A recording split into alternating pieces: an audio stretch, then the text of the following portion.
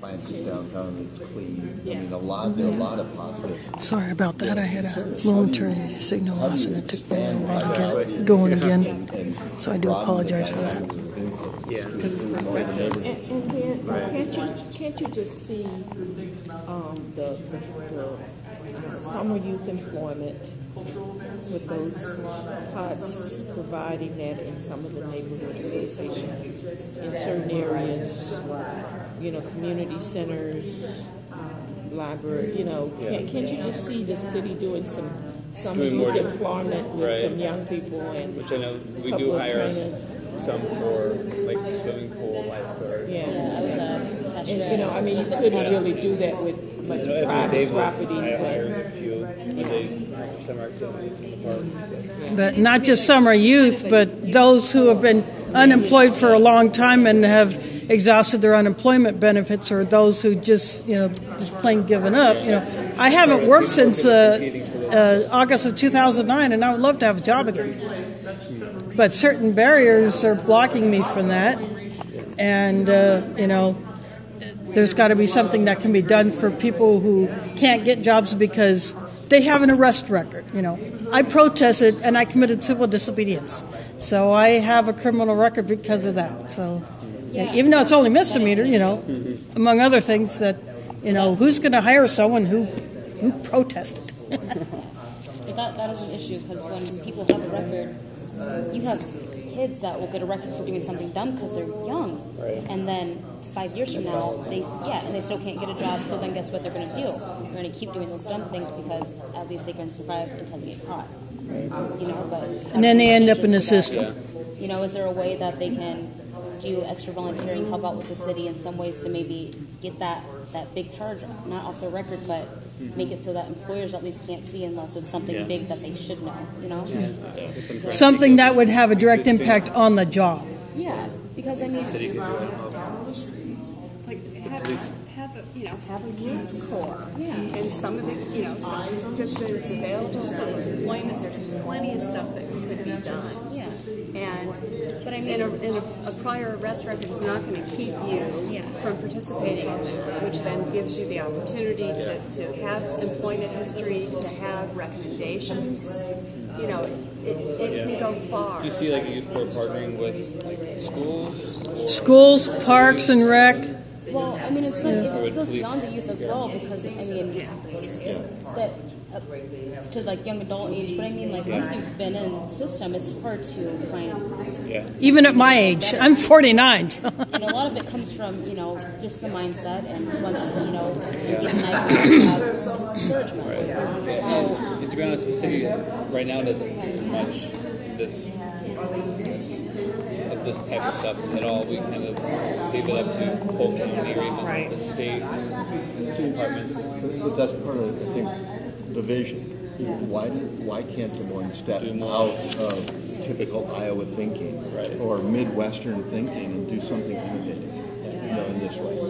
Because once you do something wrong, it doesn't mean that that's who you are. It just means you messed up. You were in the wrong place, wrong time. You put yourself in the wrong place. Or someone like have a chance to redeem yourself. Or an activist who committed civil disobedience, done it on purpose to make a statement on an issue, which I've done. Yeah, well, even with that, there needs to be some sort of redemption. They learn from that. Yeah. You send them there to learn, and then after they've learned, you're going to keep penalizing them. There's no sense in it. He's trying to control us, but just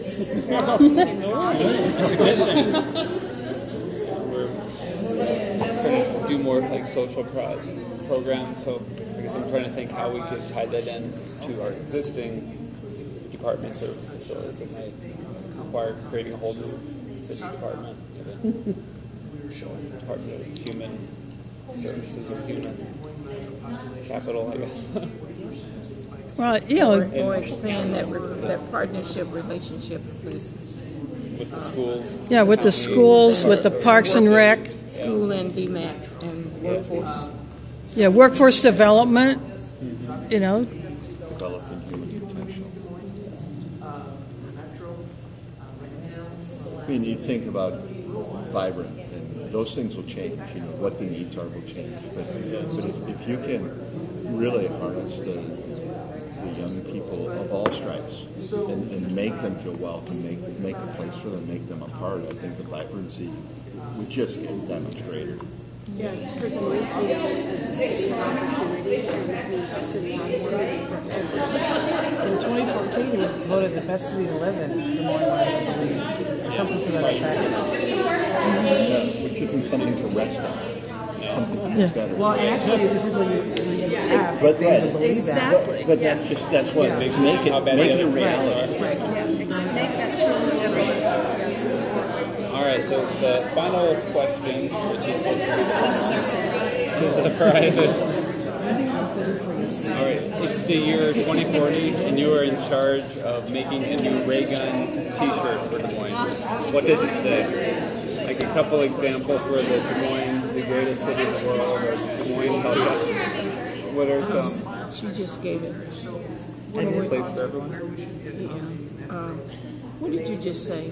Opportunity. She said that. City of opportunity. Yeah, okay, one of you guys. I heard Yeah. And part of that city of opportunity thing, you know, the mosque that I belong to has a high immigrant membership, you know, or children of immigrants. So sometimes it's hard for immigrants who came here as refugees who they're taken out of a place that was a total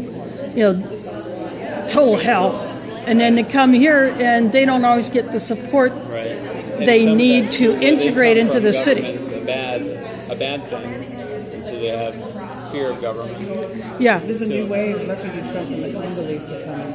Yeah. On that, as far as like them making a way in and expanding, they want to start a business or anything like that. Yeah, make it easy. They have a summit, actually, the Immigrant Entrepreneur Summit, and if they have an idea or even want to learn ideas on how to have a business, be a part of a business in America, they have classes. They have classes. Yeah. I actually help run that and put that together. So they have that out there to help them. Des Moines, it's not just for Iowans and Yeah. Yeah. Yeah, I was born a Cornhusker, but and they do not just a Cornhusker. Nope, I'm a Hawkeye. What was it? Des Moines, French for Des Moines. Des Moines, yeah. stuff like that. Yeah, it's corrupted French, but I don't know what the original was. Yeah.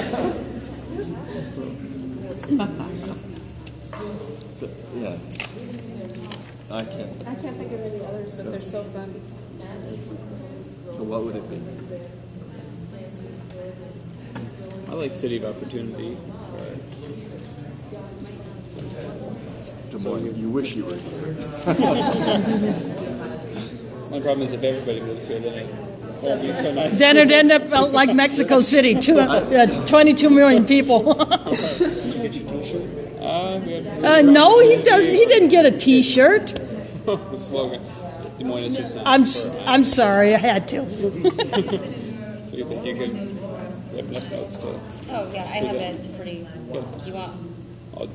It doesn't have to be a whole lot. Just a couple. Just a summary. We thought this. Yeah. All right. Anybody have any? Anything else? People need them. Sure. All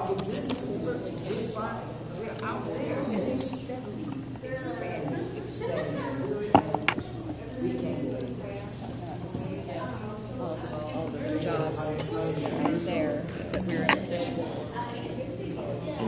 The economic opportunity for like the people in our neighborhood, they can throw it hard for them to they bus to their jobs. You know, like riding a bus. I heard of one woman with 3 part-time jobs. A guy with 2 part-time jobs. And his dialysis kept him from doing more. And, these are the real lives of people.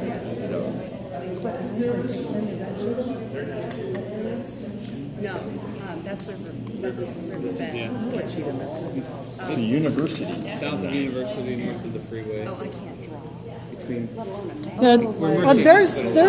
There are maps circulating around here Think Okay, of United Or Way. I think there's a in the middle of that book. There's that one. Right over there. Okay.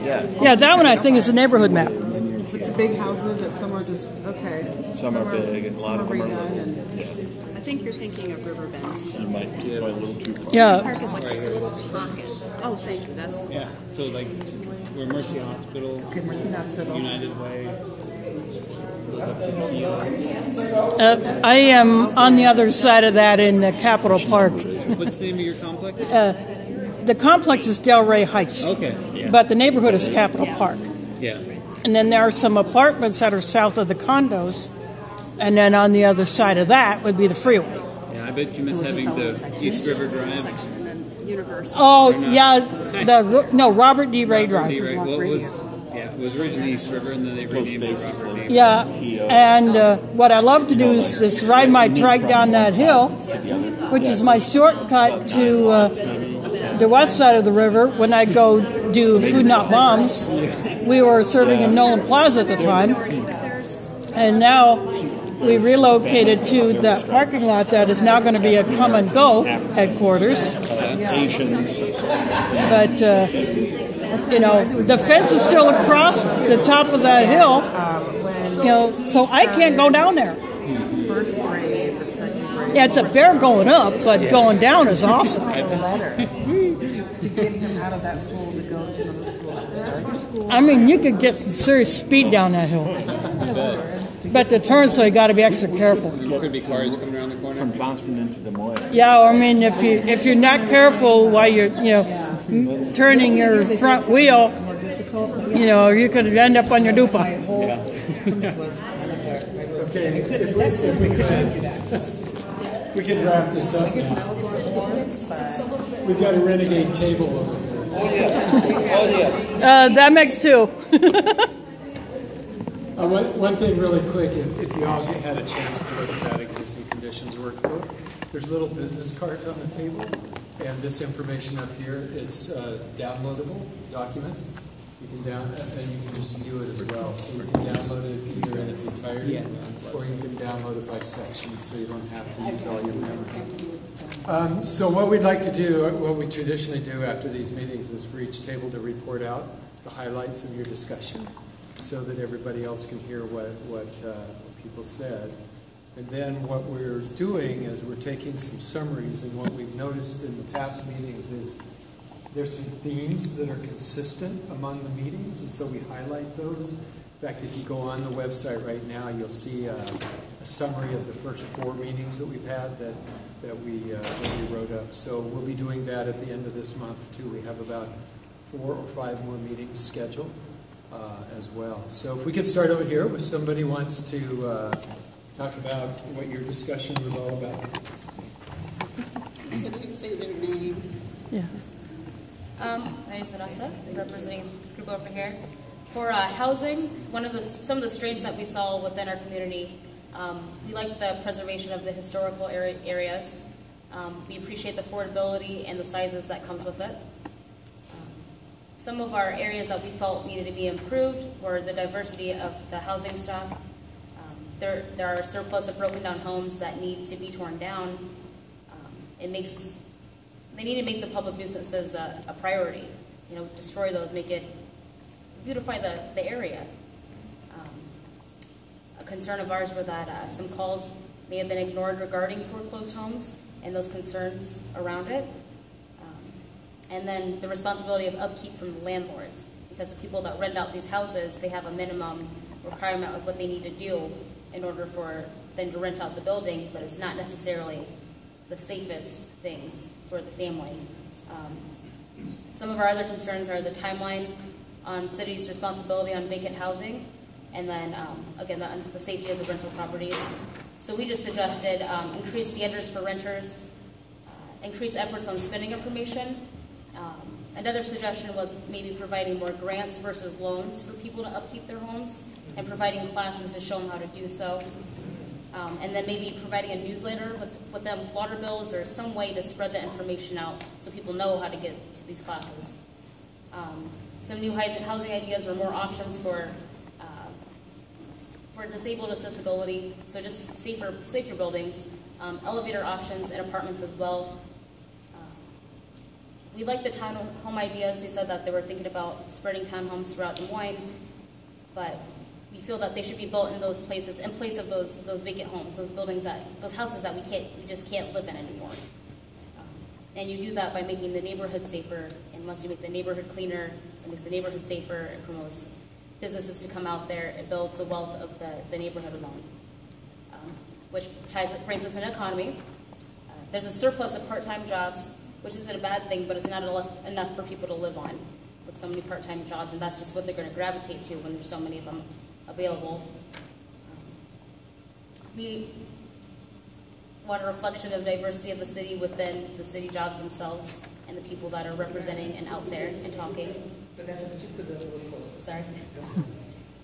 Another thing that we said is high schoolers need classes provided to them to learn how to actually apply the skills that they learn. Because right now in the schools, we're being taught the information, but we're being taught the background and how to study on this and so we know about it, but we don't know how to apply it in life. So we can talk about it, but we can't do it, and that's an issue. Something else was there needs to be more emotional support for students. Sometimes you don't have it at home, so we need more in the schools. We need more in the schools. And then a suggestion was expanding activities in Parks for All, because we appreciate those, and it does do a great thing for the community and brings people out. Moving on to transportation, some strengths. We appreciate the trailways. We think they're beautiful. The improvements are noticed and appreciated. Some weaknesses for us, there needs to be more bus lines, shelters, and benches by those bus lines, because there have been a lot of changes, so now the new areas need to have those. So just relocate those old benches to the new ones, to the new areas. And then we suggested maybe more services for areas outside, so like on-kind call buses or somewhere for us to provide transportation to those areas that the bus lines aren't on. And then on the quality of life, some strengths that we saw and appreciations. The trails, again, we appreciate East Village. It's very family friendly. Des Moines is a very family friendly city. We thought the food trucks were cool. And we appreciate the airport improvements and the increase in the locations that we can fly out to now. We suggest more youth employment over the summer, maybe employment through creating parks and things like helping out through the society, maybe pushing more of those. And then more employment for those with a criminal record, because that was one of our concerns, is once you get a record, it hurts you and it follows you. And our concern is you get that punishment for the time that you serve, so then to continue to penalize someone after they've learned their lesson, which you can talk to them to see if they've truly learned their lesson, and you can put them through something to see if they have. But from that point on, to continue to penalize them and make it so they can't get a job, or to make it harder, it's going to discourage somebody, and eventually they're going to give up and go right back in that circle. That was the end of what we had.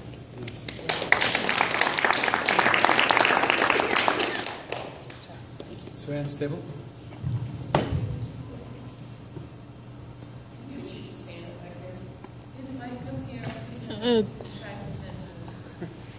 Don't think you're going to have enough cord. You have to come to the end of the table. That's it. I don't need a hand.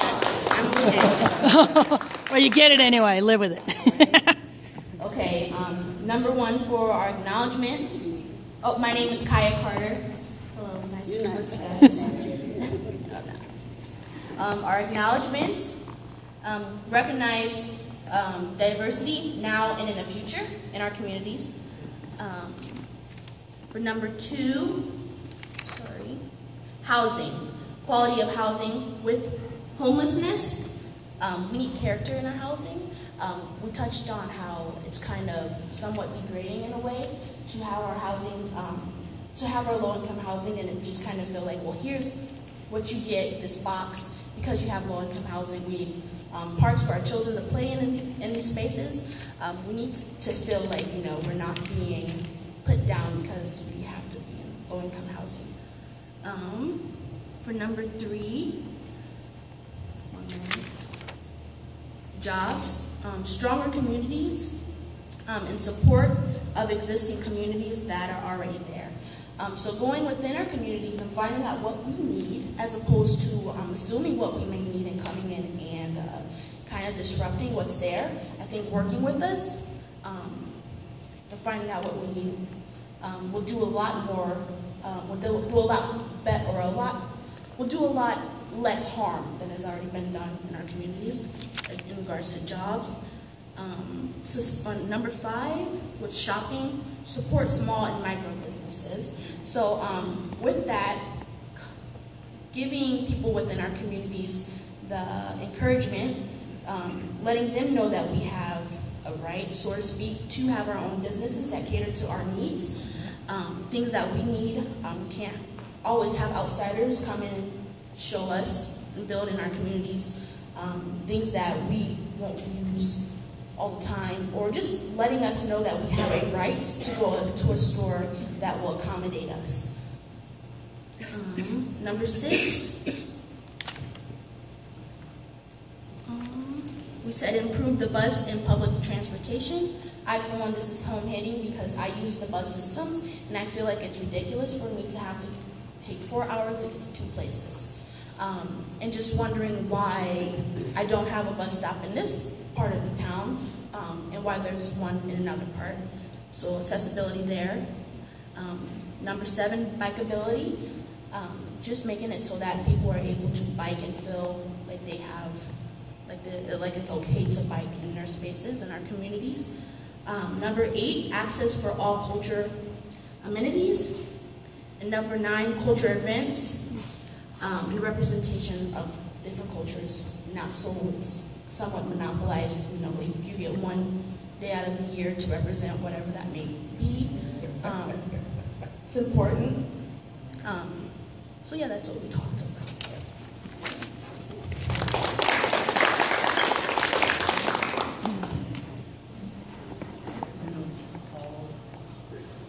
Okay, let's start with it.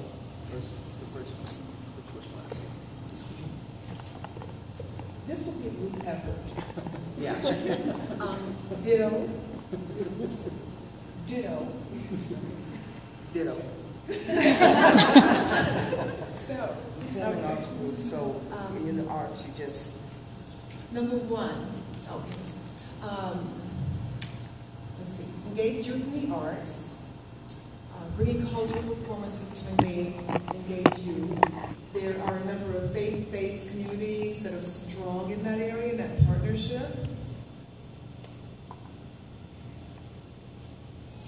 Be recognized for how we care for others, homeless, etc. We talked about that as well. With all the growth in housing and so forth, we can no longer allow any level of homelessness in this city.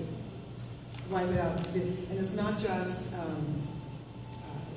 single people, but there are families living in cars. And so it's a travesty for us to have that happen anymore. So, talk about that. Reward people for staying in the city. Regentrification needs to no longer happen here. Provide resources for upgrades, or provide resources for upgrading of people's homes who stay here, who've been here for years and raising their families and so forth. So provide those kinds of resources that they can upgrade and renovate their homes. Older homes are still solid; they just need some renovation. New construction gets tax abatement.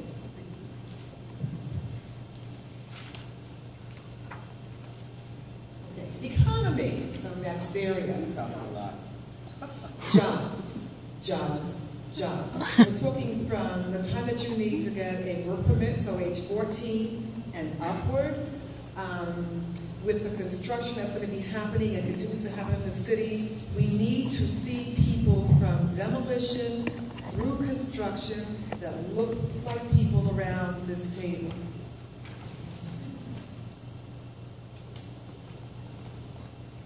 Mobility. a train service through Des Moines.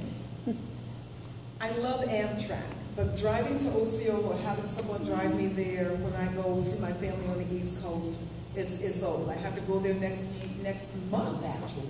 I have to get some ticket to Osceola so I can go to New Jersey and see my great niece graduate. Yay. Congrats to her. And quality of life, we mentioned cultural events, Grays Lake. We talked about there's some happenings with waterworks. There are some plans with waterworks to do some expanding and having some cultural events there and some other kinds of recreational things happening over at waterworks. But many of us have been with Grays Lake since it's been what it's. Let me jump in on that. We talk about the parks as being a very positive thing, but Grays Lake is my favorite place. And the reason we look at Grays Lake because Grays Lake was the first one that started doing, Grays Lake was the first lake park that started doing yoga in the park, and so it has spread into the suburbs. They also do Zumba as well. They also have events out there that you can go to, wine and dine, for those who are old enough. They have all these great things. They have all these great things at the parks, and we do like the parks. Where I am, Prospect Park, they're talking about putting disc golf out there, so our parks are pretty good. But there were some other things too that we talked about. Seasonal. Making some of the cultural events more seasonal. One of the things, Jazz in July, I'd love to see those. I'd love to see outdoor performances expanded throughout the summer season. Outdoor theater, concerts, plays, and so forth and so on. So having that happen.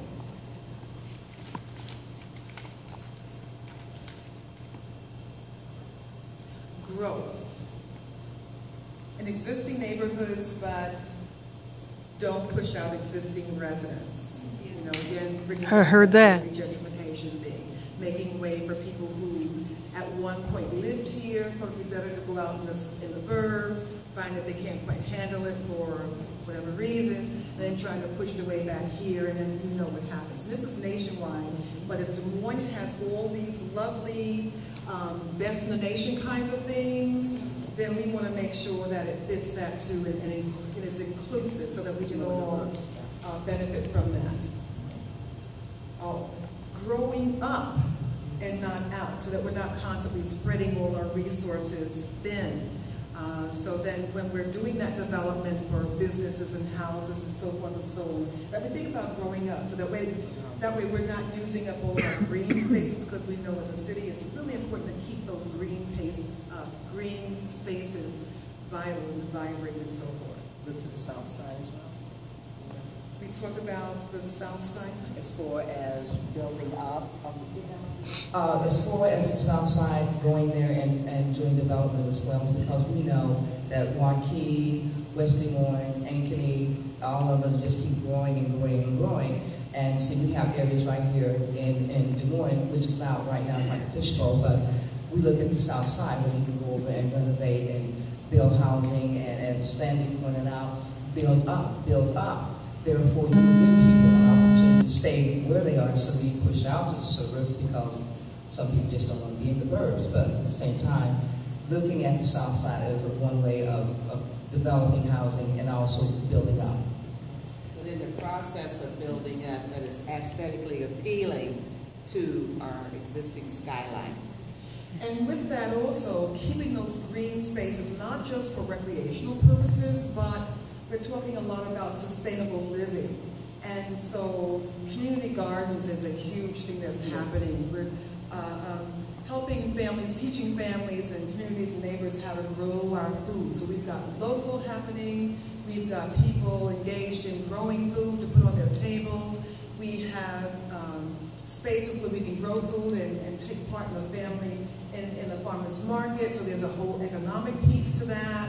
So there's a health piece, obviously, to that. So there's a number of reasons that we want to keep that growing up and not out concept, to keep those green spaces again. And I know I'm repeating myself, but it's so important that we, you know, are really, truly part engaged in this whole 20 or 30-year plan, And so that we begin to see signs of these ideas. These ideas really come to fruition, and it's not just written down, or that we're hoping that it's not a situation where the plans are already made and this is just kind of a cosmetic type thing. So I'm Absolutely. Thank you.